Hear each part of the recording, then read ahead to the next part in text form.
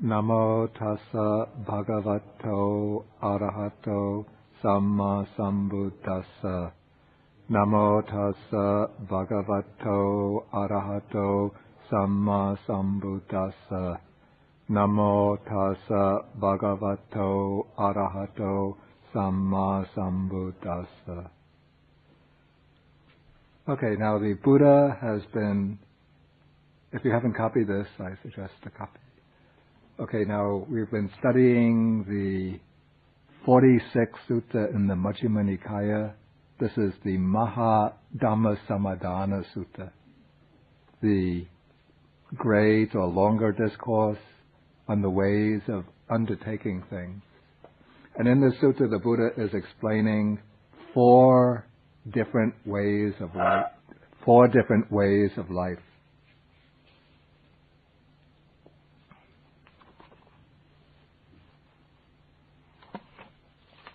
And now, the first of these is a way that is painful now and ripens in future pain. Here on page 411. I know I explained this last time, but just to review this part before we go ahead, I review it. Okay, so the first two ways of life are determined by engaging in the 10 courses of unwholesome karma. Now the Buddha, one of the special faculties of the Buddha, faculties of wisdom, is called the knowledge of the paths going in all directions. Called Sapatagamini Jnana. So the Buddha knows the ways of conduct, ways of life that lead to all the different realms of existence. This is one of those knowledges that enables him to fulfill the function of a Buddha. The Buddha doesn't have the function only of showing the way to enlightenment, only of showing the way to liberation. But the Buddha, in order to really be able to benefit sentient beings, has to be able to teach sentient beings in accordance with their dispositions, different dispositions and faculties of understanding. And thus, to complete that function, the Buddha is able to understand what ways of conduct lead to rebirth in the lower realms, and what ways of conduct lead to rebirth in the human realm, what ways of conduct lead to rebirth in the higher realms, the heavenly realms. And then in addition, he also knows the ways of conduct that leads out of the cycle of rebirths, out of samsara, to nirvana. And so now in this sutta, the Buddha is showing the contrast between the ways that lead into the lower realms and the ways that lead to the higher realms. And as is typical for the Buddha, he generally begins, almost invariably begins, by showing the negative side of the teaching first, before presenting the bright or positive side.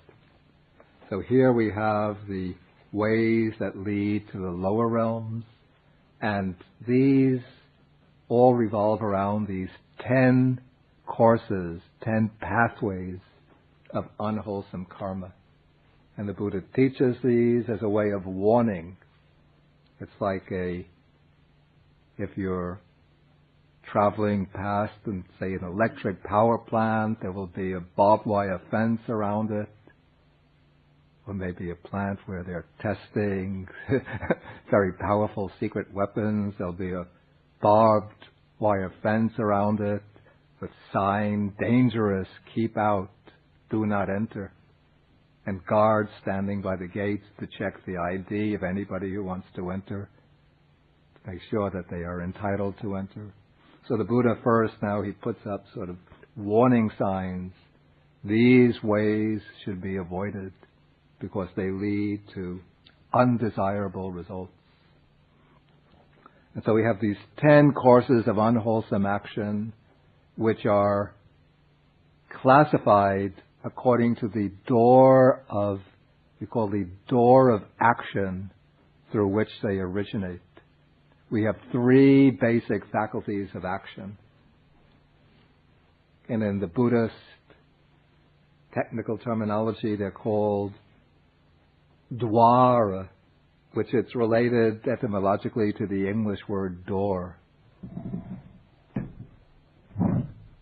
And why are they called door? The door is a passageway through which you go from inside a building to the outside of the building, right?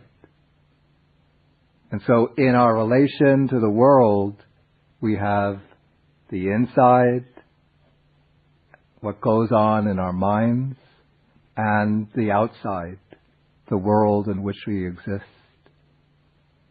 And there are 3 doors through which what goes on deep inside the mind exits out into the world. Actually, it's only 2 of the 3 doors in which the things that go on deep in the mind really get out into the world. The 3rd door, the mind door, maybe it's like an inner passageway by which what goes on deep in the mind comes up to the surface of the mind. So the first coarsest door is the body door. Second door is the speech door. The 3rd door, the inside door, is the mind door. And what goes out through the doors is basically our intentions, volitions, states of mind. And we give expression to these states of mind either by acting in certain ways, by performing deeds, by speaking in certain ways, or else just by entertaining thoughts, constructing, giving ways to thought constructions, indulging in thoughts, building up thought formations through repeated entertaining of these thoughts. And these thought constructions that we build up again and again act as kind of channels through which we interpret what comes in through the doors of the senses. This is another sense of the word door. We have 3 doors of action by which what goes outside, by which what goes on inside spills out to the outside. And we have 6 doors by which what goes on outside comes inside. What are those 6 doors? Yeah. Yeah.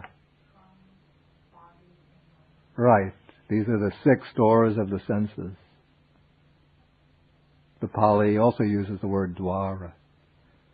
Okay, so through the body door, when one takes an unwholesome tract, then those unwholesome thoughts, unwholesome volitions, that is the key word here. Volitions or intentions. It's good to know the Pali word cetana.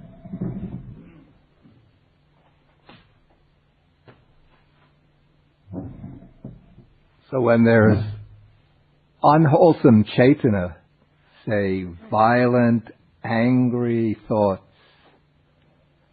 those thoughts can break out in the form of destructive behavior, hurting others physically, abusing them physically through physical violence, and in the strongest case, leading to killing, the destruction of life.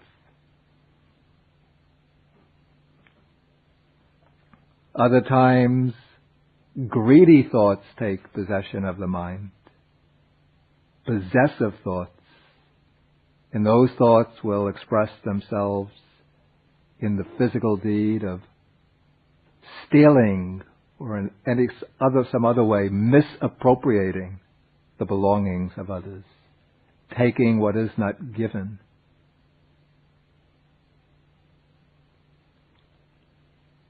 Then, if lustful thoughts dominate the mind, then those thoughts can break out in the form of sexual misconduct, engaging in sexual relations with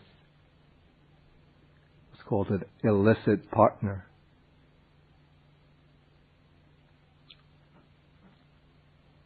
So these are three primary ways in which unwholesome thoughts and volitions express themselves in bodily action. Then, even though the tongue is much smaller than the body, just a little fraction of the body, but the tongue gets 4 types of unwholesome action, because the tongue speech is capable of a wider variety of types of action even than the body. So if you really reflect upon this, you see how much of our world, of our experience, is constituted by our communications with others, what we express to others, and the way we absorb and react to communications that others impart to us. Seems to me that it might be, of course it's difficult to put percentages around these things, but about 70-80% of our significant activity focuses upon communication rather than on actual bodily physical action. And so through speech, one can break the limits of proper conduct through false speech. We conventionally call lying, misrepresenting facts, and generally to be a course of karma, it should be a type of lying which is motivated by either a desire to harm others or to, in some tricky, deceptive way, to gain benefits for oneself. Then there's malicious speech, which is uttering words intended to break up the friendship or harmonious relations between those who are friendly with each other. Then there's angry speech, harsh speech, speech which is said to cut into the feelings of others. And then there's just idle chatter or gossip.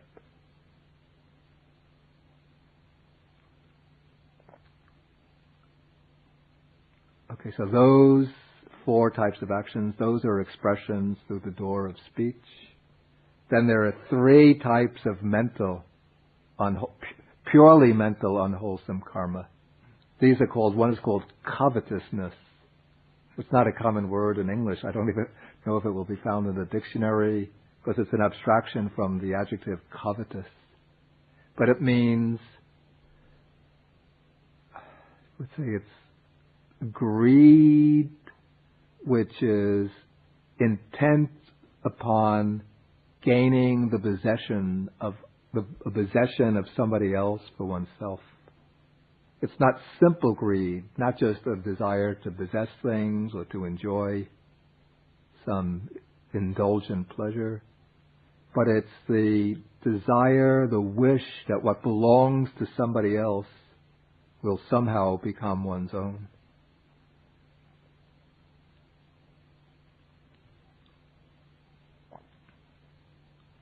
So it's a kind of fantasy that in some cases it might lead to stealing, but in many cases it doesn't have to. But even if it just remains without expressing itself as the act of theft, it's still an unwholesome course of action. But covetousness arises from greed, That is, the unwholesome root is greed. Or it's even, you could call it, it's a kind of greed, but a very, very strong greed with illicit or illegal purposes in view. Then the ninth is ill will. This is a kind of hatred, but it's the hatred which reaches such dimensions that one actually starts wishing that other beings, other people, would undergo some real injury or even death. It's a desire for harm to come to others. It doesn't reach the point where one is actually motivated to kill. But one sure as heck wishes somebody else would do the act for one.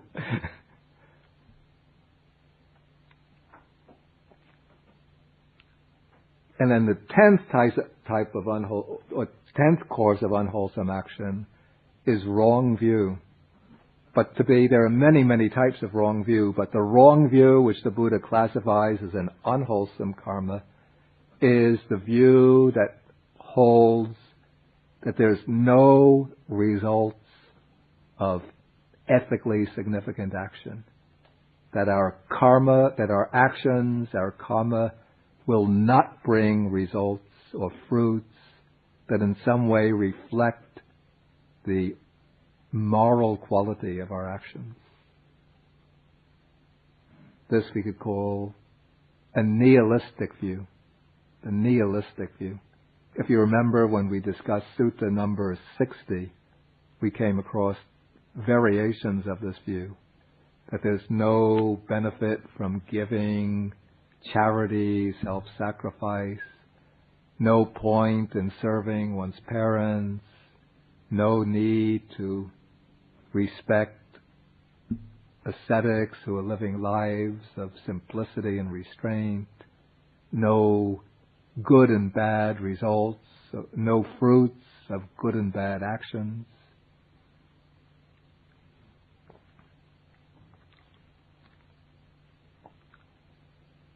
Okay, now these types of actions, there are many, many types of unwholesome actions, but the Buddha has selected these 10. Well, for one thing, they form a nice set of 10. You could count them easily. But also, they have the special function in the process of rebirth. Since it's these 10 actions which are called pathways of karma. And they're called pathways of karma because they are pathways which lead from one existence to another.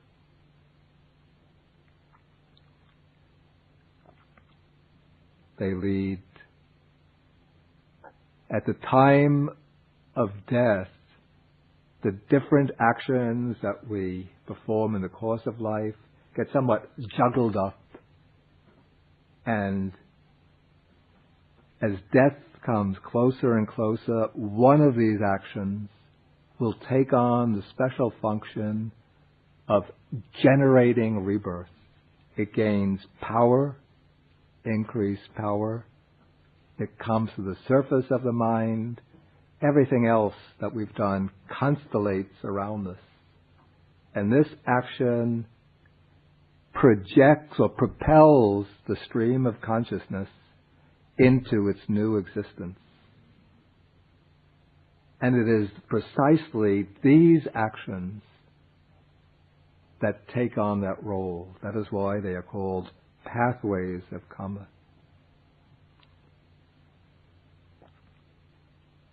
And the Buddha says that the first way of undertaking things is that with pain and suffering, well, somebody in pain and grief kills living beings. The second way is that the way that is pleasant now and ripens in the future is pain. This is explained that someone in pleasure and joy kills living beings, and he experiences pleasure and joy as a result of killing living beings, where he experiences pleasure and joy that have the killing of living beings as condition. So what this indicates is that even though the 10 courses of action is something which is the same, common to these two ways of life, some people engage in them almost unwillingly, or they have to undergo a lot of pain and suffering. Maybe these are people who have some deep compulsion to engage in unwholesome behavior, some deep compulsion in the mind so that it's unpleasant and disagreeable for them to do this. But for some reason, they just can't stop themselves. Perhaps there are people who are habitual killers, and they find themselves, they don't want to kill, but they just can't help it.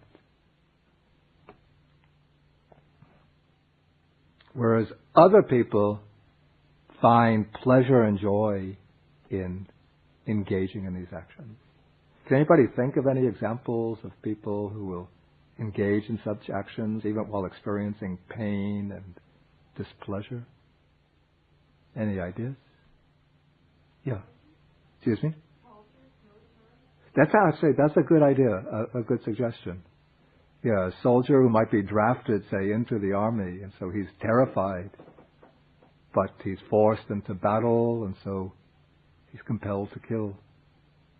And even if he's a person with a conscience, then he doesn't want to kill, but he could be conscripted, or else out of economic necessity, forced to take a job as a soldier.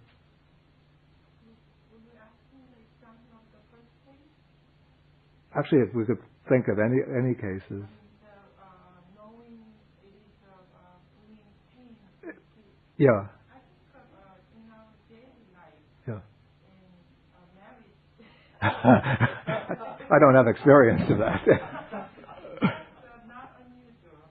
Yeah. Knowing we become angry, I'm not contented with my husband doing it. Yeah. Knowing it brings me pain again and again, still complain and then.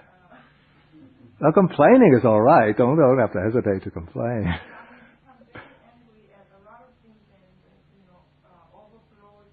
Just don't kill him. That is like knowing that I feel pain Yeah. by doing that. Yeah. Still, I have to do it. Yeah.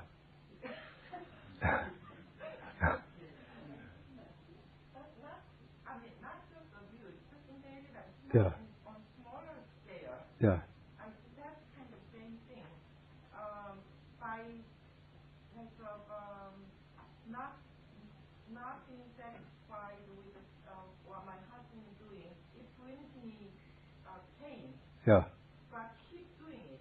Yeah. Thinking about it and keep punishing me By complaining again and again. And goes on and on. Bring him to the class. I don't do that anymore. Okay. Reverend. I think a lot of times when people work in companies, Yeah. and companies engaging in some kind of Yeah. actions that are not agreeable to them, Yeah. whether it's unwholesome, which Yeah. they think is violating their ethics, Yeah. but being a part of that company, Right, they yeah. must carry out that particular action because they constitute that particular screw Yeah. in that whole machine. Yeah. And it's painful, yet they still have to do it. Yeah. That's a good example. Yeah. Okay, those who have to are compelled by their company to engage in some kind of ethically questionable action in order that if you want to keep your job, you better do this. Right? Any other examples from daily life? Peter? Yeah, actually it's said that ill will, this is like we call the abhidharmic analysis, the very fine microscopic analysis of mental states that's developed in Buddhism. Ill will, it's always immediately accompanied by displeasure or pain of mind. Covetousness,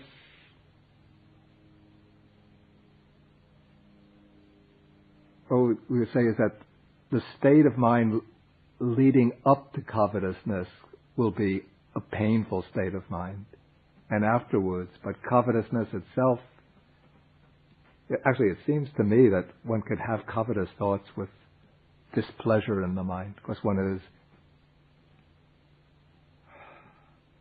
envying the possession of others. Yeah.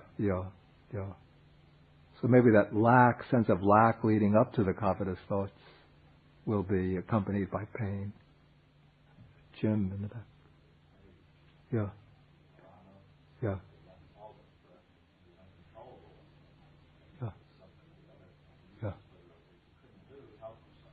Mm-hmm. Mm. Yeah. Yeah.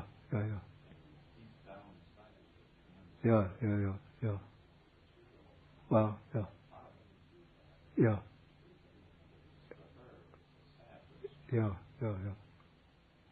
Hey, any other ideas? Yeah, actually that's a good example. Yeah, okay. Somebody has to lie. They have a drug habit.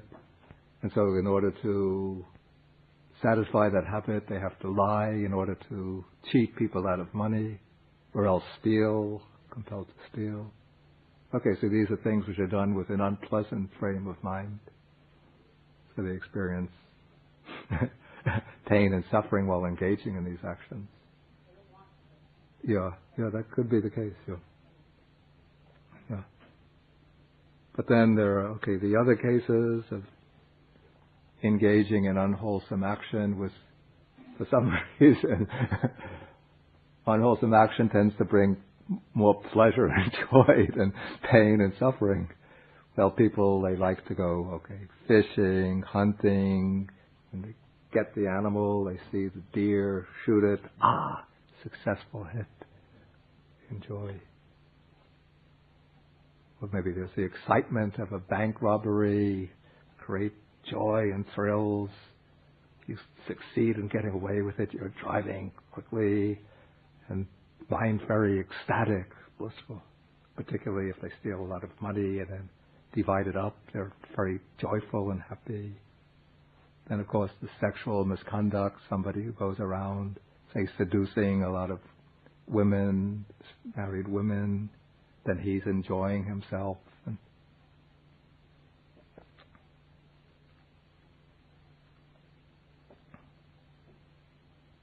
maybe somebody who likes telling tall tales, lies to bolster his own ego, so he enjoys this. He likes when he sees others buy his line, buy his false stories, then he starts swelling with pride, and he, not only because he's built up his image in the eyes of the others, but in his own eye he thinks that he's so much cleverer than the others since he could deceive them.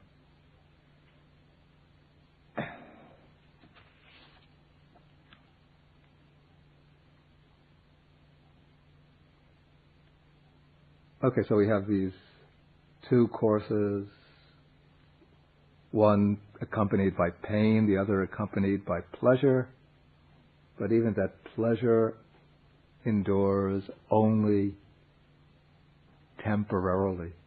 Because when the body breaks up and death takes place, then both of them, if these unwholesome actions take control of the mind at the time of death, then they are reborn in a state of deprivation, in an unhappy destination, in perdition, even in hell. I should explain these terms a little bit. Not very popular these days, except maybe amongst the Christian preachers, but we have to mention it.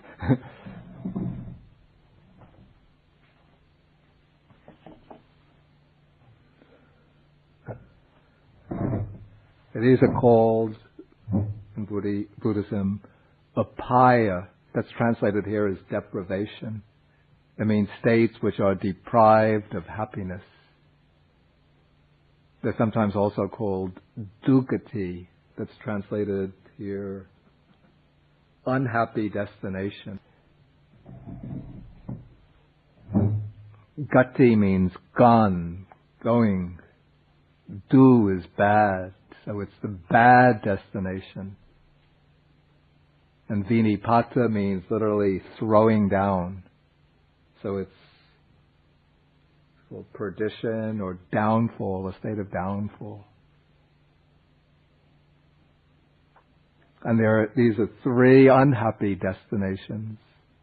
One is the hells, another is the animal world, and the third is the realm of the spirits, or sometimes they call them hungry ghosts. These are beings that have very strong desires that they can never satisfy. So what are the pathways, the highways that lead into those unhappy realms of existence? Those pathways are 10 pathways leading into them, which are just these 10 unwholesome courses of karma.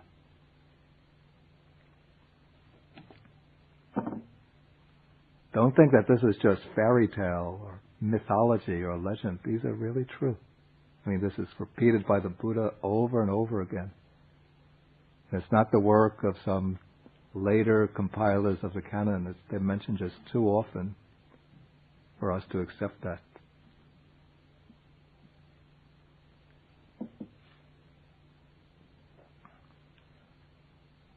Okay, now the other side of the teaching is the bright side of the teaching.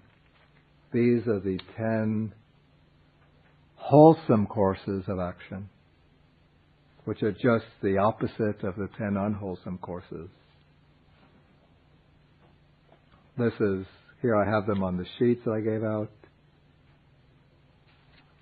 First, abstaining from killing, stealing, and sexual misconduct.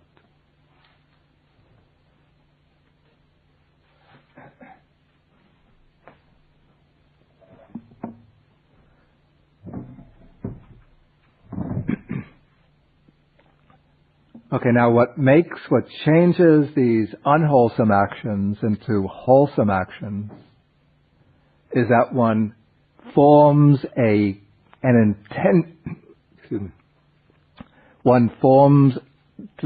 one deliberately forms an intention to abstain from these unwholesome courses of action. It's not enough that just by chance one doesn't engage in them. So of course, it might be somebody has naturally such a pure and good character that he or she is not tempted into these unwholesome types of action. But when we start off on our training to really make ourselves safe and secure, we have to form the intention, the resolution to refrain from these actions. And this intention of refraining, of abstaining, transforms the unwholesome actions into wholesome actions, or rather, we could say the intention of abstaining in each case replaces the unwholesome action with a corresponding type, an opposite type of wholesome action. And so, especially when one is undertaking the observance of morality in Buddhism, we make the determination to follow the 5 precepts. We take a precept to refrain from the destruction of life. That determination, it doesn't mean merely that one is stopping the destruction of life, but that determination itself is a very powerful, wholesome type of karma. which is now, on the one hand, say the preventive function, it's checking the unwholesome action of killing, but it's also lodging itself in the mind as a positive, purifying, wholesome quality. Similarly, we undertake the precept to abstain from taking what is not given, to abstain from sexual misconduct, to abstain from false speech.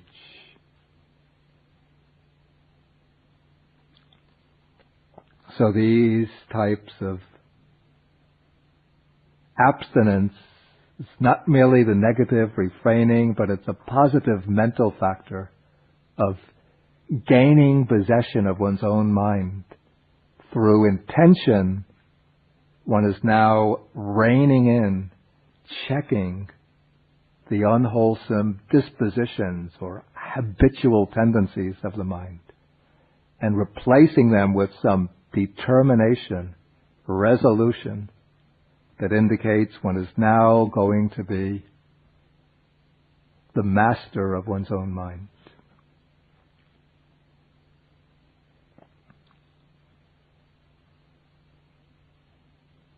And if one wants to go further with the training, even though we don't have precepts to this effect, but you also determine to refrain from malicious speech, from saying things which divide people.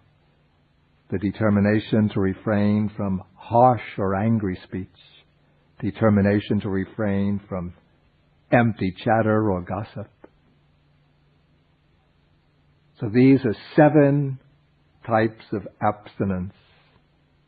And they form also certain positive factors of the practice. We call one right action, the other right speech. They come in the Noble Eightfold Path. So these 3 become right action,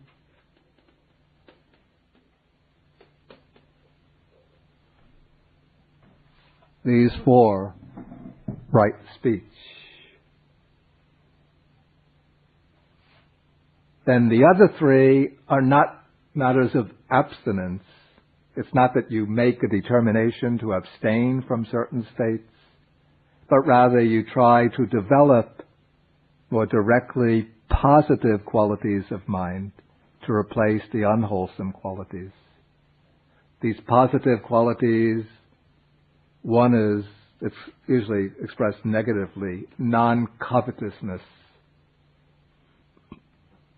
That is, one doesn't cherish longing or desire to get the possessions of others, but instead one tries to generate the attitude of contentment with what one has.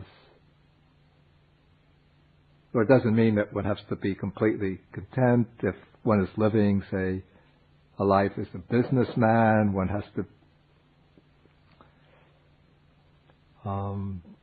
one is directing one's business, one should direct it so that the business is successful and maybe can expand into new areas and develop. If you just remain completely content, then you just sit in the office and everybody takes advantage of you and buys you out, and you don't have any means of earning a living.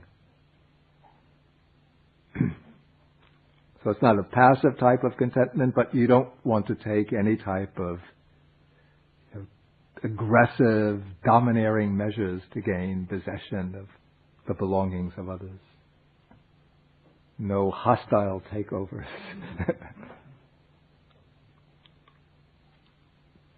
Then, in place of ill will directed towards other beings, you develop goodwill, wishing that other living beings will be well and happy.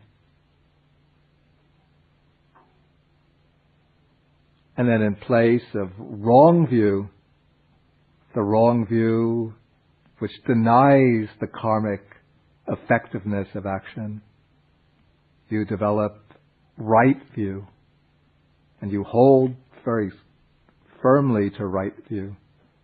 The right view that actions do produce results. that there is some basic ethical significance, some deeper significance to our ethical actions. I like to think of it that when one engages in unwholesome actions, that the universe itself is saying boo, boo, boo. It's, what do they call that when you say booing the action? And the way it expresses its disapproval is by ensuring that those unwholesome actions bring unfavorable results. And when one engages in wholesome action, the universe is applauding or cheering. And the way it expresses its cheers or applause is by ensuring through the working of the karmic law that these wholesome actions bring happiness and well-being.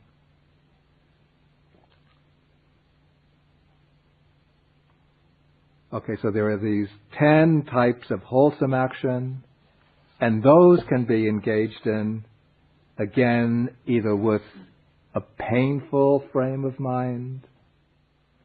Let's see the order. This is number 3, the way of undertaking things that is painful now, but ripens in the future as pleasure. The other is the way of undertaking things that is pleasant now and ripens in the future as pleasure. So this way, it's painful now, the third way, because someone with pain and grief abstains from killing living beings. And he experiences pain and grief that have abstention from killing living beings as condition. And similarly with the other 9 courses. Can we think of examples of this? Yeah.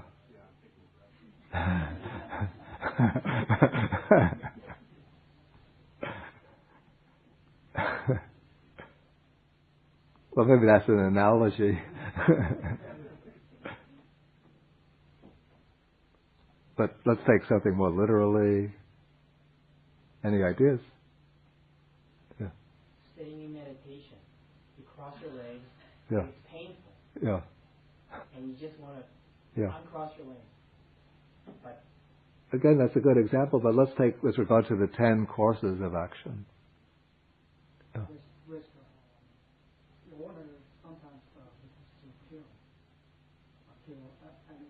Yeah, but now we're talking about abstaining from. Right. Yeah. He thinks he has to stop. It's painful. Yeah, but in that case, he's not actually stopping. I think you're talking about changing your restaurant from a meat restaurant into a vegetarian restaurant. That's painful. I've seen people change. Yeah. And then they lose a lot of business. Yeah. But in the end, they gain more business. Yeah. They branch into the vegetarian market. Yeah. During the process, it's very painful. Yeah. Okay, it's somewhat more an analogy than a literal. Yeah. Yeah, though I think in this case, the case of disciplining a child, let me just think. This is not. It's not actually a case. That's a case of speak. Yeah, that's a case of what would normally be a unwholesome action, like speaking harshly, but with a good intent. Here we're taking cases of wholesome action, which are accompanied by pain. Yeah.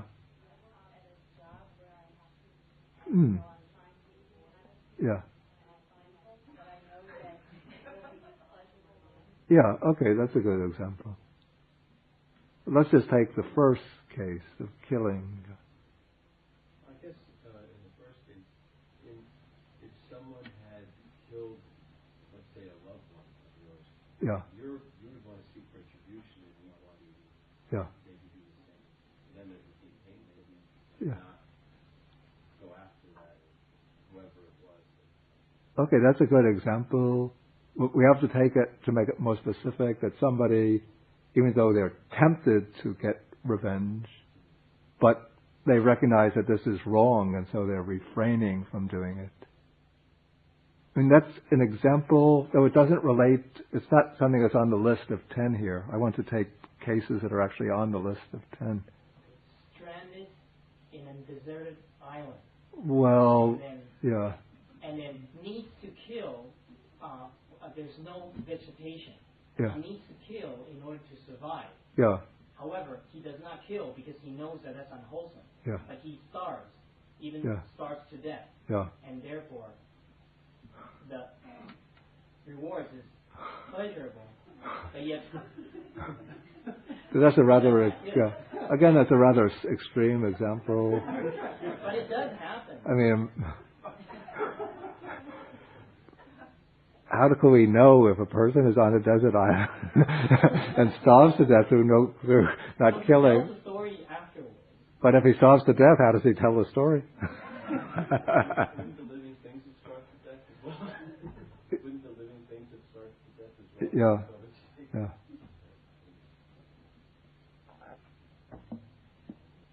Okay, I would think of an example. Okay, somebody has been maybe a sportsman who goes hunting regularly and he enjoys hunting. Then maybe he meets Buddhism. He first decides maybe he just wants to learn meditation to help himself get like a more accurate aim. Then he starts trying to meditate, and he starts finding that it's difficult, and he's maybe in the course of the meditation, he gets some exposure to Buddhist teachings, then he decides he really wants to follow the Dhamma. And so he has to give up this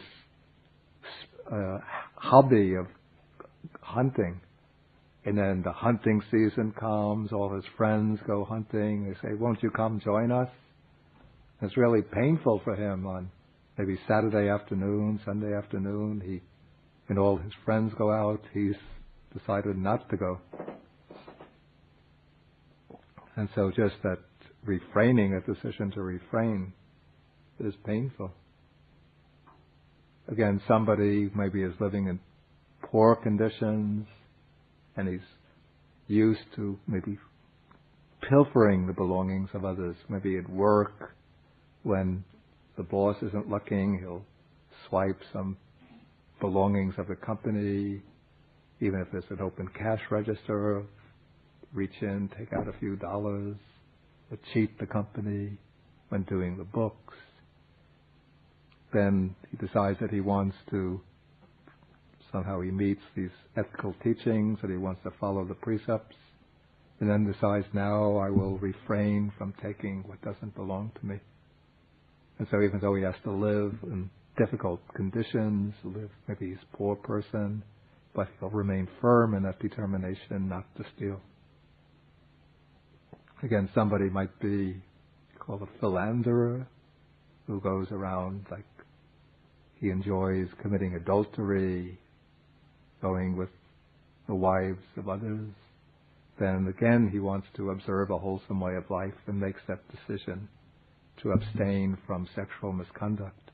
Then this will cause, again, when that desire arises, the lust arises, but he restrains it, then it becomes painful. But sometimes if we get angry, we become tempted to speak angrily. But now we make the decision, I'm not going to speak harshly to others. And so you put a brake on the mind not to speak harshly.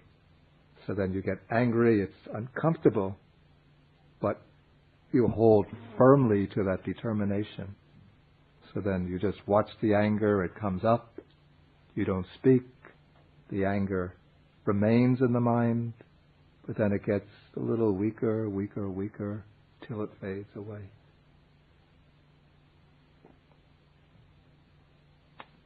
And so whenever one when we first start out on the Buddha's path, almost invariably it's difficult at the beginning.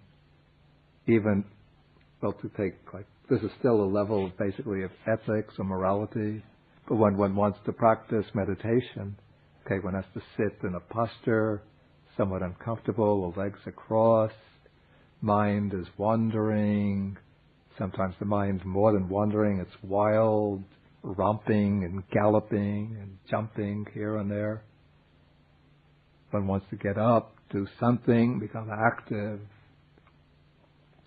One is pushed, propelled, driven this way and that.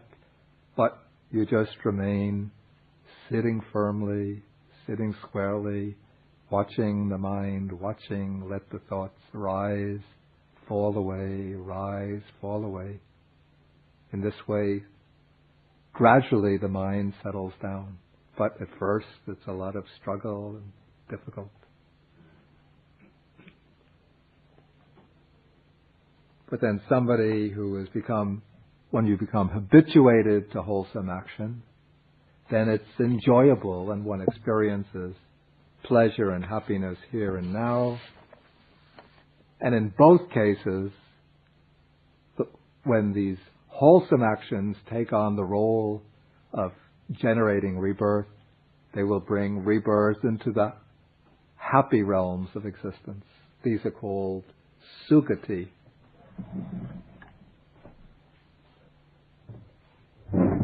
The two heavenly realms of the human realm and the heavenly world, the heavenly realms, of which there are many, many different layers. Okay, so this completes the 4 ways of undertaking things. And there are, of these 4 ways of undertaking things, there are 2 of these ways are ways by which we can distinguish who is really the wise person and who is the foolish person. What are these 2 ways? Excuse me? Try your guess. Yeah, the question is, 2 of these 4 ways, we call these the touch acid test for distinguishing who is foolish and who is wise. What are those 2 ways? But now you're bringing in all 4. What are the 2 for distinguishing the wise person from the foolish person? Wholesome versus unwholesome. You have to specify them by way of the 4 courses, according to the names they're given in the sutta. Should be able to tell.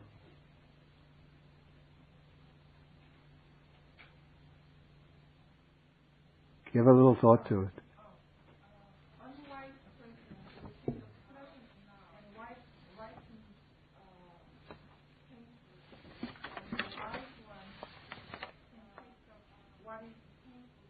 Say this again. Okay. The unwise person Yeah. takes away what out and ripens the pain. Yeah. And the wise takes the way that is painful now Yeah. and ripens in future pleasure. Right. Okay. Good. Or I would put it this way: the wise person will avoid the way that is pleasant now and ripens in future pain. And again, the wise person will take the way that is painful now and ripens in future pleasure. Both of them, generally people want to avoid what is painful. So they'll both be temperamentally inclined to avoid what is painful now and ripens in future pain. Even though many people are still compelled by their addictions, by the force of habit, to do what's painful now and ripens in future pain. But when one thinks about it, both of them will avoid what is painful now. But the thing that's pleasant now, that is what attracts the foolish people. What is pleasant now and ripens in future pain. The foolish person doesn't think about his or her long-term well-being. But just even, you see many people, hear again and again, cigarette smoking causes cancer, cigarette smoking causes heart conditions. But the cigarette smoking still goes on. I'm surprised. Even young people, kids I see in the streets smoking cigarettes. This cigarette package says cigarette smoker. Well, actually the wording, through the pressure from the tobacco companies, the wording becomes so ambiguous and fluffy that sometimes you don't get, at least in this country, very clear, sharp warnings.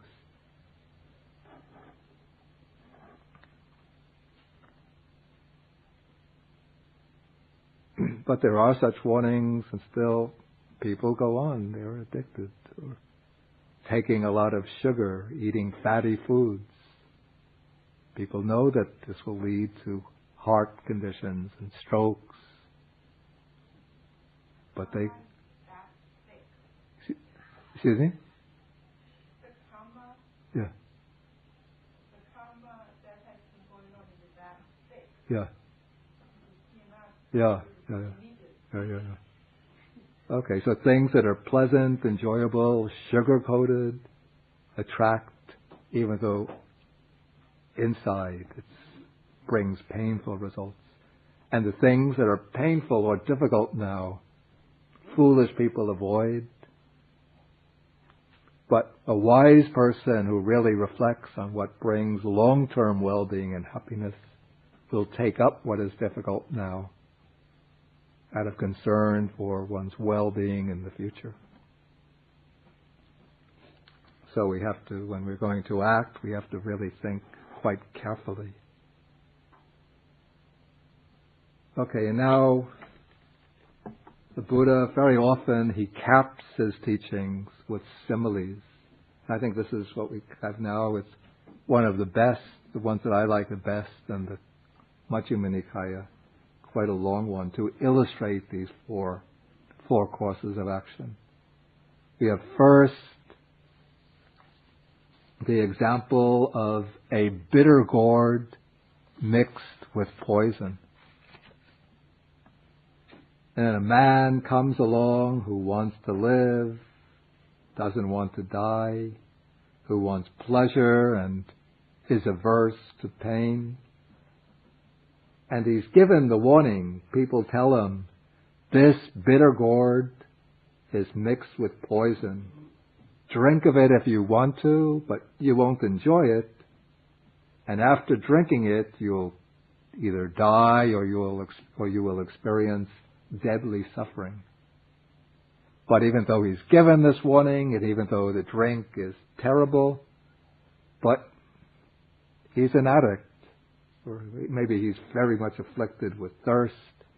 And so without giving any second thought, without any reflection, he just takes it up, drinks it.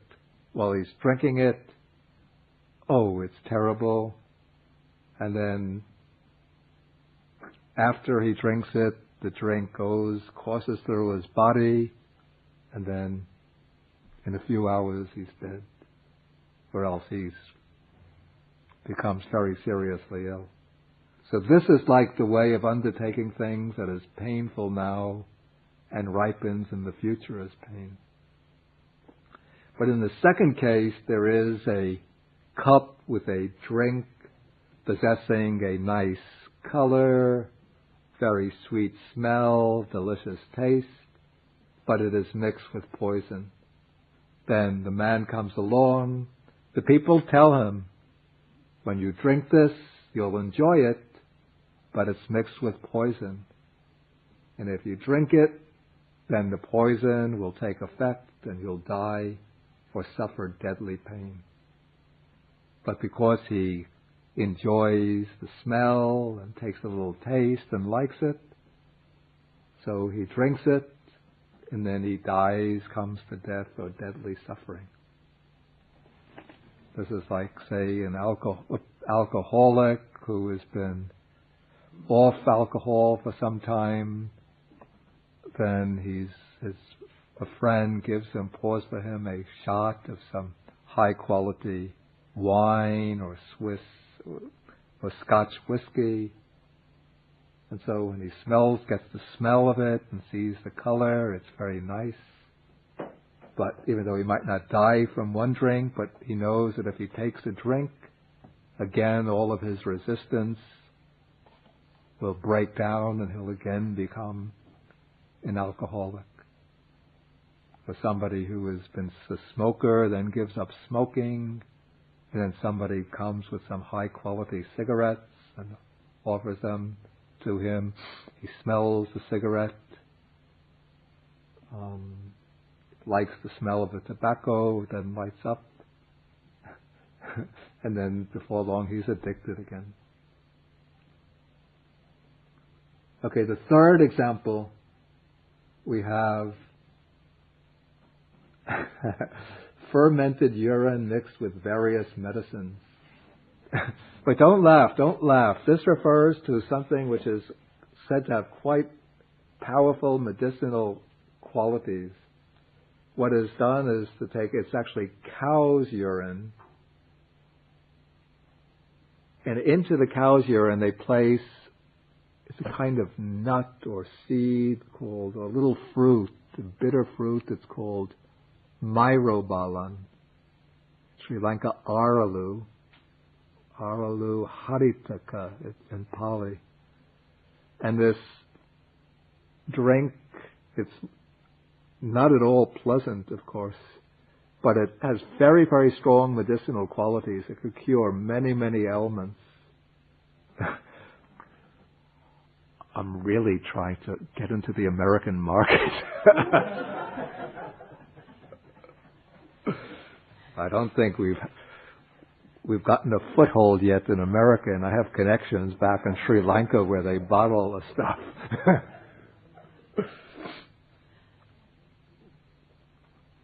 And so this is actually what the Buddha recommended to the monks. He said, if you don't get any other medicine, you just keep a bottle of the cow's urine with the ardalu.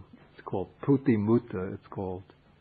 Puti means repulsive or fermented. Mutra is urine. That this is what the more ascetic monks in the time of Buddha used to use. They would just carry around a container with this small bottle of the fermented urine, and if they ever get sick, they just take some and it will dispel that illness.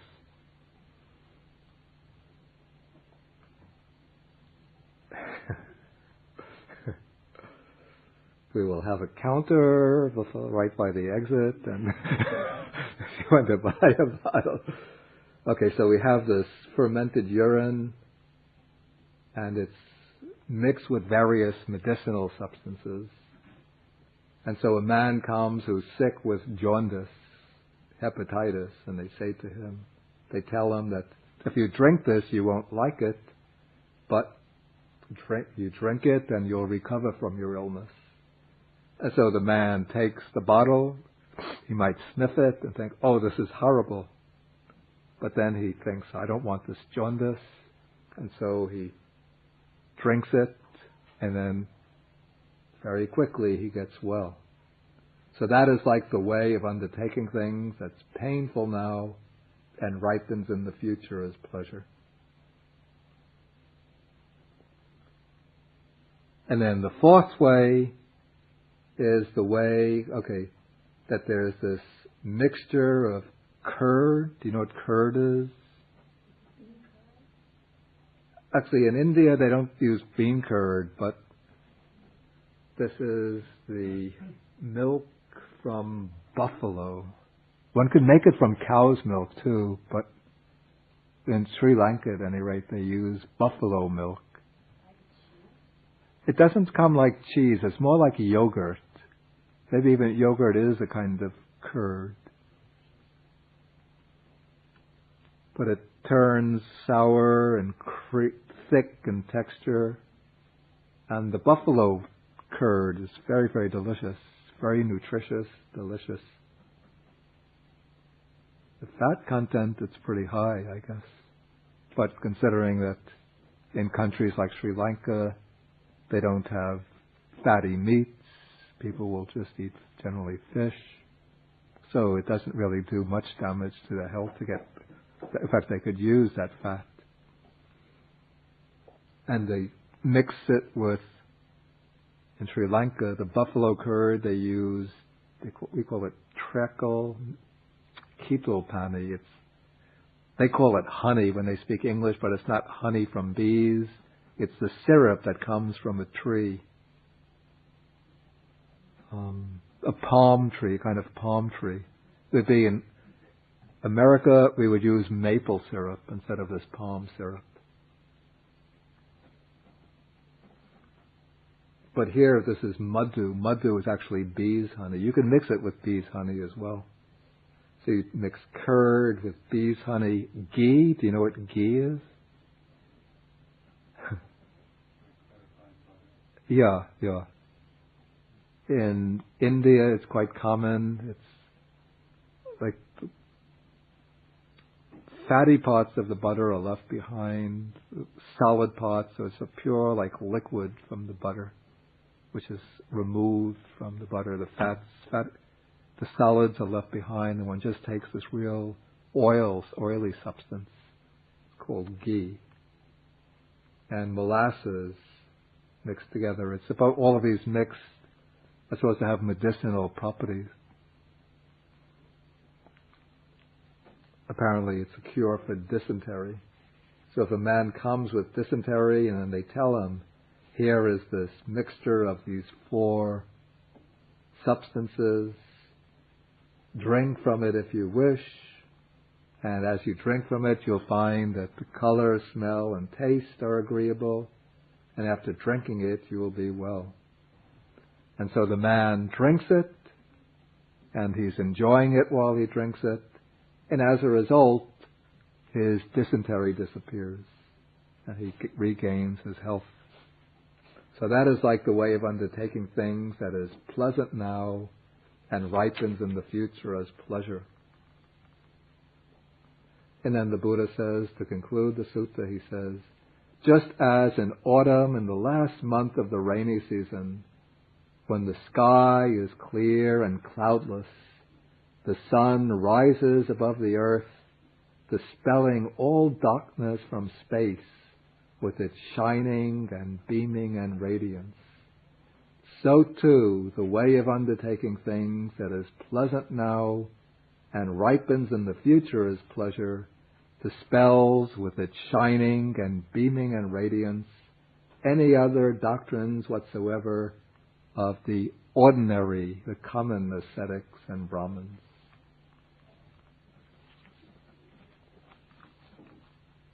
Okay, and that is the end of the sutta.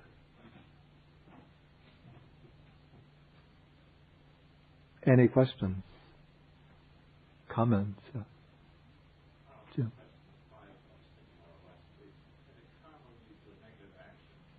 Yeah. How does one, that's a good question. Okay, if one does a negative or unwholesome action, how does one reverse it? In a way, once one performs an action, one can't actually reverse that action itself. That action has been performed and it creates its karma. So that karmic potential is there. But we have to remember that karmas don't exist sort of sealed off from each other in a kind of void. But where they exist is in the mind. And so a karma is an action that's performed. It leaves a kind of potential deposit in the mind.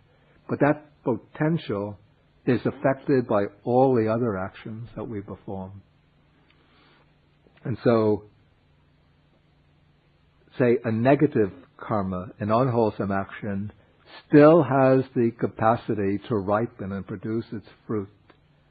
But if that karma is in a container with many, the container is the mind, with many other unwholesome actions, then those other unwholesome actions, they reinforce each other.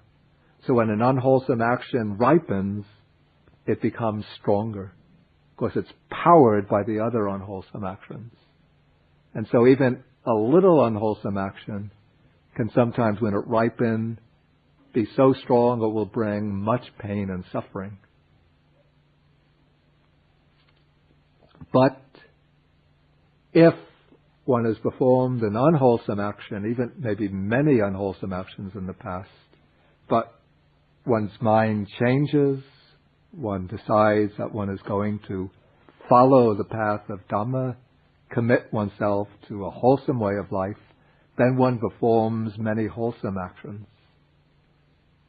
Then one starts performing these wholesome actions and generating wholesome qualities of mind, and these all have the effect of weakening the unwholesome action.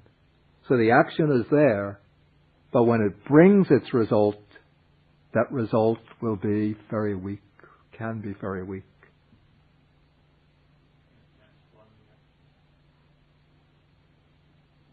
One can't actually transform the past action, but what one can do to weaken the force of the action, one thing is to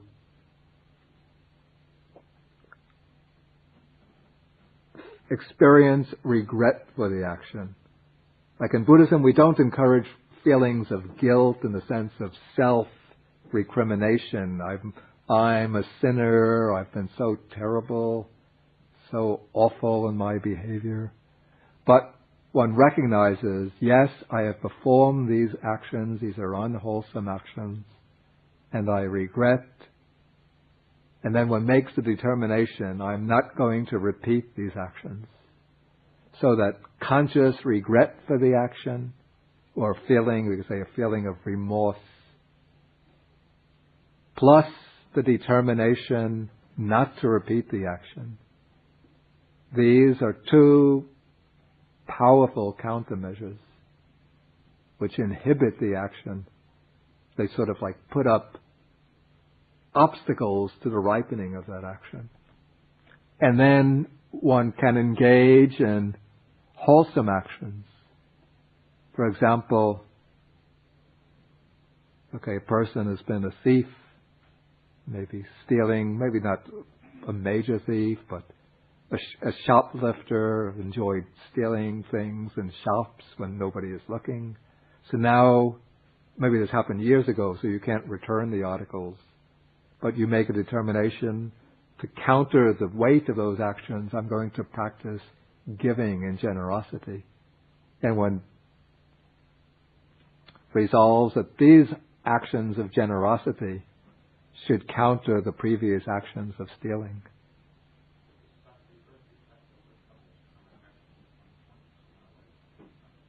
Yeah. Those actions that one has performed throughout one's past, they have the potential to ripen throughout one's future existences in samsara. Even there's the case, the Buddha had two chief disciples. One was named Venerable Sariputta, the other was called Mahadhammasamadana. Venerable Mahadhammasamadana was the chief disciple with respect to Iddhi, which means psychic powers. He had the ability, if he wanted, to multiply his body so that it would turn into many bodies. He could appear, disappear, go through walls, mountains, fly through the air, go dive into the earth, visit different realms of existence. But many, many aeons ago, many lives ago, long time, thousands of lives ago, he had killed his parents. And as a result of that action, that is one of the most terrible actions, it brings a rebirth in hell. So he had been reborn in hell as a result of that. Then somehow, at some later time, he became a follower of a previous Buddha. He accumulated merits and paramis, spiritual qualities over many, many lives, till he had all of the qualifications to become the second chief disciple of the Buddha. But that unwholesome karma of killing his parents hadn't yet fully exhausted itself. And so, in his final existence, a group of brigands. These were hired by one of the rival ascetic groups, spiritual groups, who were envious of the Buddha.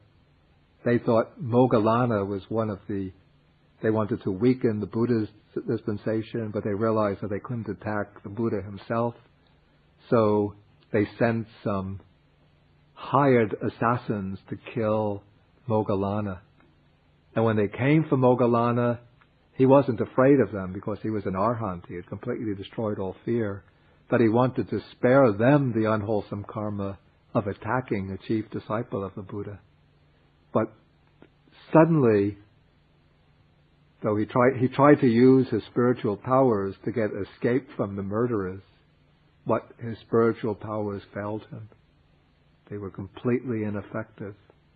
And so then the murderers came for him, they beat him, stabbed him, and he died from that. So in that, excuse me? Reversed, yeah. I mean, it wasn't actually reversed, but that karma was exhausted. But it does happen that good actions will counter. That, in that case, the karma was very, very strong, so he had to die because of it. But there was another disciple of the Buddha, or another man in the time of Buddha named Angulimala, who was what we call him today a serial killer. He had lived in the forest, and he would stalk and kill people and cut off their fingers to make a garland. His name means finger garland. And so according to, well, I don't know whether this is legend or history, but it said that he killed 999 people. And everybody was afraid, frightened of him. But the Buddha realized that this Angulimala has the potential of sainthood in him, believe it or not. So the Buddha went into the forest, and Angulimala came after him, running with a knife to kill him. But the Buddha used his spiritual powers to work a kind of miraculous feat. So Angulimala couldn't even catch up to the Buddha. Then Angulimala threw down his knife and then bowed down. He realized that this is the enlightened one himself who's come for me.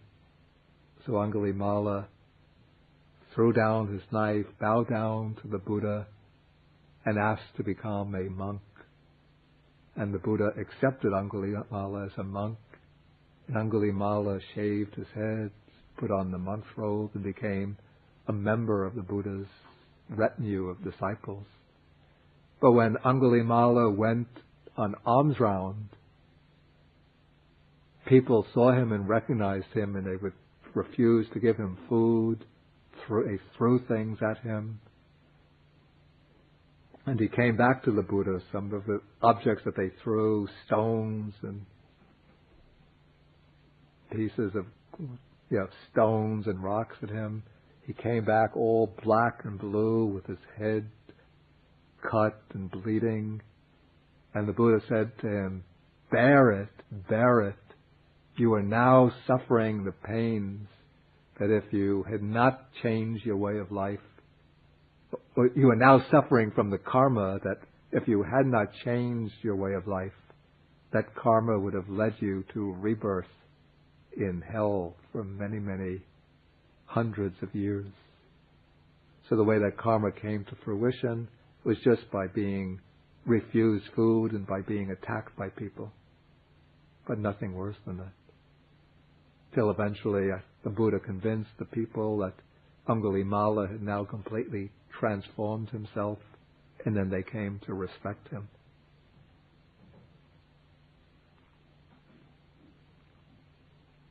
So the way with the unwholesome action, another sutta gives a simile.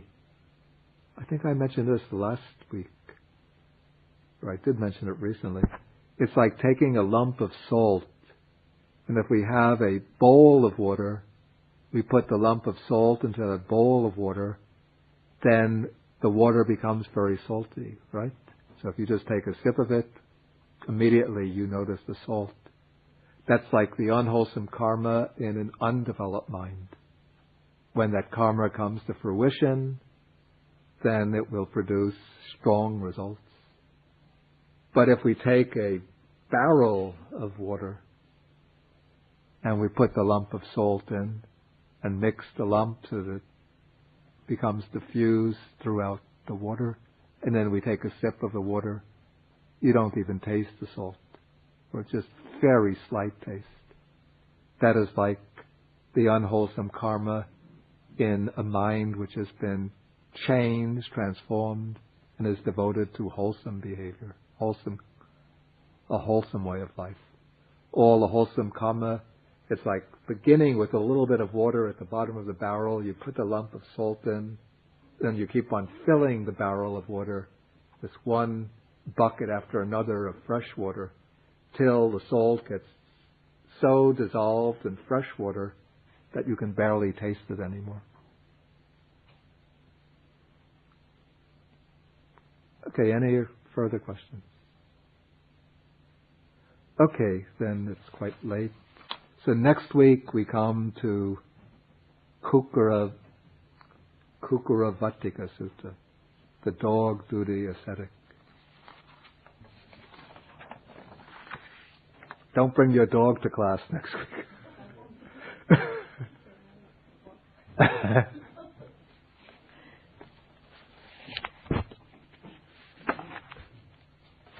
Okay, supposed to say thank you. Do I do that at the end of the? Okay, we do the blessing to share the merit. Etavata cha amehi sampadang punya sampadang sabbe devanumodantu sabba sampati siddhya. Etavata cha amehi sampadang punya sampadang